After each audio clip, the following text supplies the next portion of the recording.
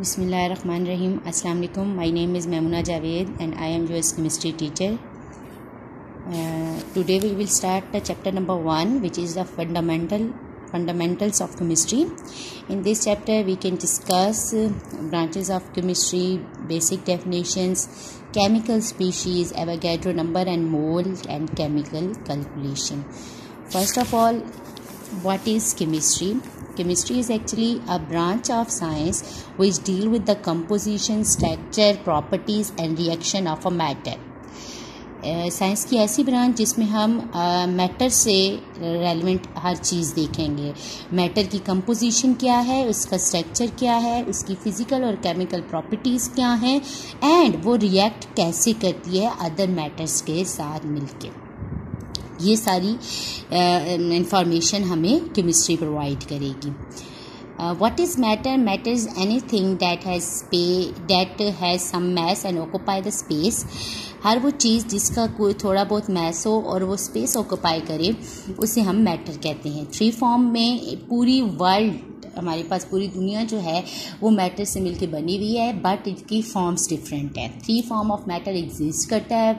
Number 1 is solid, liquid and gas. दुनिया में जितनी भी चीज़ें हैं वो इन्हीं 3 फॉर्म्स में एग्जिस्ट करती हैं, सॉलिड, लिक्विड एंड गैस में. ठीक है. जैसे जैसे साइंस डेवलपमेंट करती जा रही है हमारी ज़िंदगी और आसान होती जा रही है और हमारे पास न्यू से new and advance techniques and advance चीज़ें आती जा रही हैं, like petrochemical products, medicine, soap, detergent, paper, plastic, paints, pigments, insecticides, pesticides. ये सारी की सारी चीज़ें एक केमिस्ट की एफर्ट से हमें देखने को मिल रही हैं. यूँ कह सकते हैं कि हम लोग रह ही उस दुनिया में रहे हैं जिसे केमिकल वर्ल्ड का नेम दिया जाता है. हम लोग जिस इन्वायरमेंट में सांस ले रहे हैं वह वो जो चीज़ हमारे सांस लेने के लिए ज़रूरी है वो भी केमिकल्स हैं. लाइक आप देख सकते हैं, without carbon dioxide and oxygen we can't survive. ठीक है, ये 2 ऐसी चीज़ें, ये भी केमिकल्स ही हैं. Now we will discuss the branches of chemistry. Chemistry is divided into following branch. Number 1 is physical chemistry, organic chemistry, inorganic chemistry, biochemistry, industrial chemistry, nuclear chemistry, environmental chemistry and analytical chemistry. First of all, we discuss the physical chemistry. Physical chemistry is a branch of chemistry that deal with the link between the composition and physical properties of matter along with the changes in them. ठीक है, physical chemistry ऐसी branch है chemistry की जो link show करेगी, link बताएगी, relationship बताएगी composition और physical properties of a matter और के दरमियान जो भी उनका लिंक बनेगा वो इस चीज़ को डिस्कस करेगी. द प्रॉपर्टीज़ में क्या आ जाता है, ये जो फिजिकल प्रॉपर्टीज़ ऑफ मैटर की बात की है इसमें structure of atom, formation of molecules, behaviour of gases, liquid and solid and effect of temperature, radiation on matter, ये इसी ब्रांच में स्टडी होंगे. Next one is organic chemistry. Organic chemistry is a branch of chemistry that deal with the covalent compounds of carbon and hydrocarbons and derivatives. Organic chemistry biochemistry की ऐसी branch है जो just deal करेगी carbon और hydrogen के दरमियान covalent bond और इस कोवलेंट बॉन्ड को और उनके डेरिवेटिव्स को. कार्बन एंड हाइड्रोजन को कलेक्टिवली हम लोग हाइड्रोकार्बन्स भी कहते हैं. Branch of chemistry that deal with the hydrocarbons, ये भी कहा जा सकता है. It is organic chemistry. Organic compound naturally भी एग्जिस्ट करते हैं और लेबोरेटरी स्केल में भी इन्हें बनाया जा रहा है. So first of all organic chemist जो होता है और वो ये डिटरमाइन करता है कि स्ट्रक्चर क्या है, प्रॉपर्टी क्या है, नेचुरल अकरिंग की भी और जो सिंथेसाइज करता है लेबोरेटरी में उन कंपाउंड की भी. इसका स्कोप कवर करता है. अब इस ऑर्गेनिक केमिस्ट्री का स्कोप क्या है, पेट्रोलियम में, पेट्रोकेमिकल्स में, फार्मास्यूटिकल इंडस्ट्रीज में इसका काफ़ी स्कोप है. ठीक है, मेडिसिन में 80% मेडिसिन ऑर्गेनिक कंपाउंड से ही बनी हुई होती है. Next one is inorganic chemistry.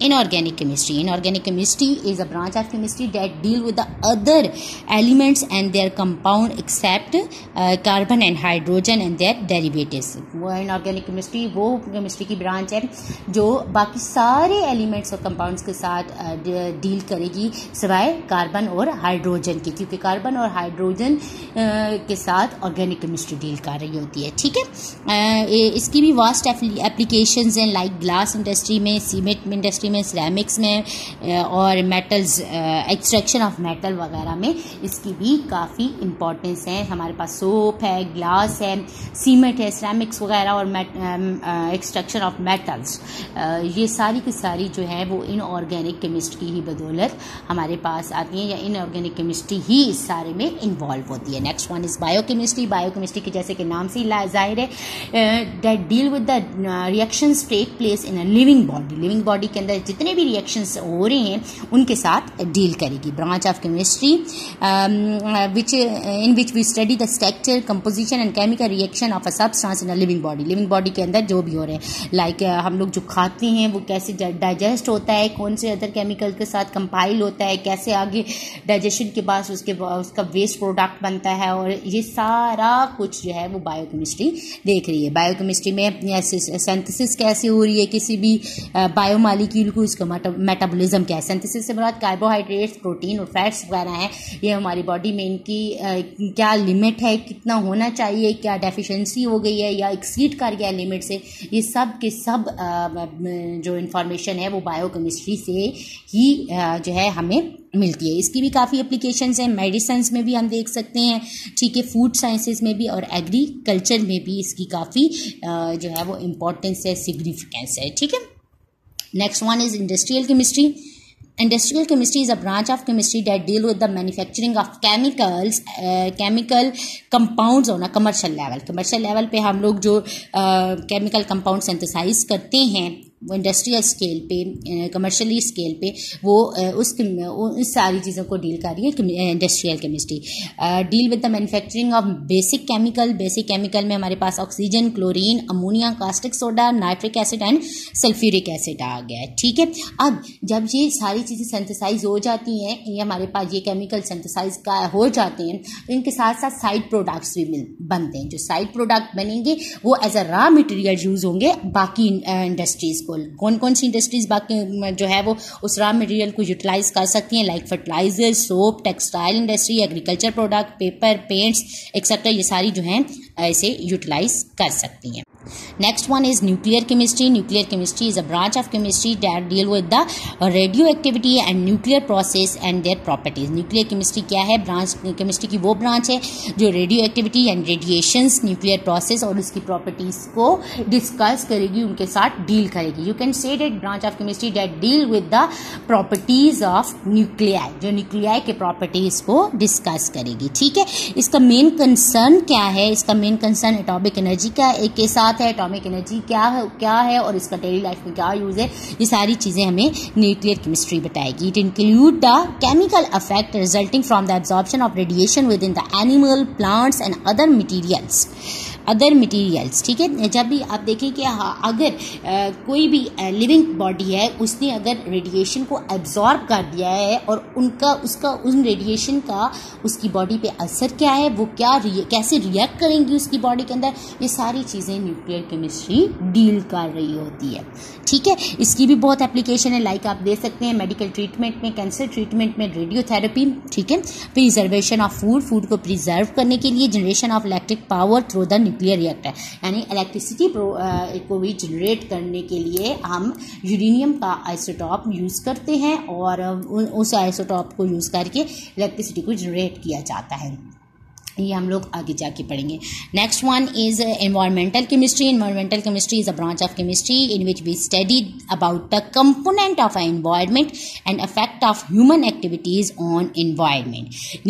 हमारे एनवायरमेंट में कौन कौन से कंपोनेंट्स हैं और ह्यूमन डेवलपमेंट की वजह से एनवायरमेंट में कौन से न्यू टॉक्सिक और हार्मफुल सब्सटेंसेस इंट्रोड्यूस हो रही है, ये सारी इंफॉर्मेशन इन सारी चीज़ों को डील कर रही है environmental chemistry. Environmental chemistry relate कर जाती है अदर ब्रांचेस के साथ भी, बायोलॉजी के साथ, geology, ecology, soil and water के साथ भी।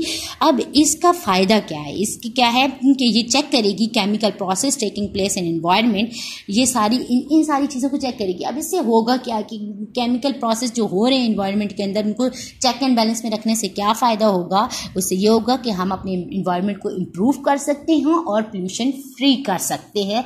अगर हमें पता हो कि कौन से इन्वायरमेंट हमारी लाइफ के लिए अच्छे हैं, कौन से सब्सटेंसेस हमारी लाइफ के लिए अच्छे हैं, कौन से सब्सटेंसेस ह्यूमन लाइफ के लिए, लिविंग थिंग्स के लिए जो है वो अच्छे नहीं है, बेटर नहीं है, टॉक्सिक एंड हार्मफुल है, ताकि हम उन्हें इजीली उन सब्सटेंसेस को रिमूव कर सकें, उन कंपोनेंट्स को एनवायरनमेंट से रिमूव कर सकें। ये तब हो सकता है जब हमें पता होगा कि कौन सी लिमिट तक टॉक्सिक सब्सटेंस जो है वो एनवायरनमेंट के अंदर एग्जिस्ट कर सकता है। ये सारी इंफॉर्मेशन हमें एनवायरमेंटल केमिस्ट्री ही देती है।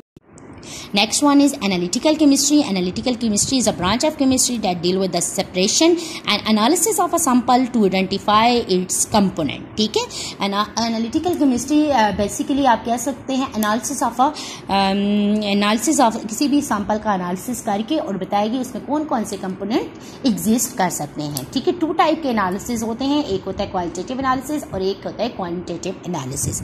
ठीक है, qualitative analysis में क्वालिटी को चेक किया जाता है कि उनकी क्वालिटी क्या है, टेस्ट क्या है, कलर क्या है, व्हाटएवर जो भी इस क्वालिटी में आ जाते हैं, टेस्ट, कलर, ठीक है, स्मेल, ये सारी चीज़ें इसकी क्वालिटी में आ जाती हैं। और क्वांटिटेटिव एनालिसिस जो होता है वो आपके पास क्वांटिटी या अमाउंट को डिस्कस करता है। Qualitative analysis provide identity of a substance, यानी composition of a chemical species आपको बताएगा। ठीक है, क्वालिटेटिव एनालिसिस।